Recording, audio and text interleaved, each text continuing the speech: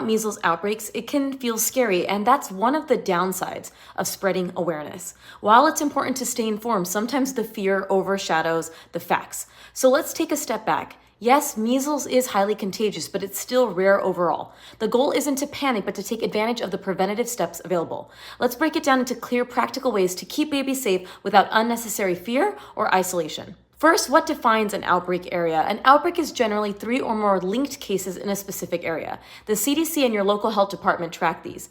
I suggest checking the following for local concerns: your state health department's website, your pediatrician. We get local updates and know what's going on in our communities.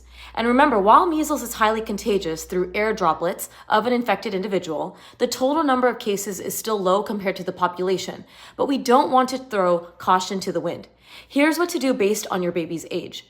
Under 6 months, your baby is too young to get a vaccine. If you're in an outbreak area, limit crowded indoor spaces, as indoor places with poor ventilation can spread all respiratory viruses more readily, including measles. Think places of worship and indoor play areas. Not in an outbreak area, use your own personal threshold of comfort, but no need to stay home, and you can do business as usual as you would. If you are concerned of any viral spread, not just measles, you can opt for outdoor activities and walks and minimize crowded indoor places, especially with strangers if you feel. Remember, crowds don't always mean automatic exposure, but they do increase the risk if someone nearby is contagious with any virus, something to minimize or avoid if in an outbreak area. Babies between 6 to 11 months. The MMR vaccine can be given early if needed, and this is for international travel or travel to an outbreak area or living in an outbreak area. If you're not in an outbreak area, follow same recommendations of enjoying life and using own personal threshold for indoor crowded activities. If your child is under 12 months and in childcare in an outbreak area, ask the facility about their measles vaccination policy. If they don't have one, you may want to consider removing your child until they can get vaccinated. If you're not in an outbreak area, you have more flexibility here with policies, albeit it doesn't hurt to know. If your child is 12 months plus, they are fully eligible for the MMR vaccine. And if they have not received it yet and you're in an outbreak area, you should get the vaccine ASAP. If in an outbreak area and your child has had their first dose, but not the second dose, which comes at 4 years of age, talk to your doctor because the second dose can be given early if needed, which is an extra dose.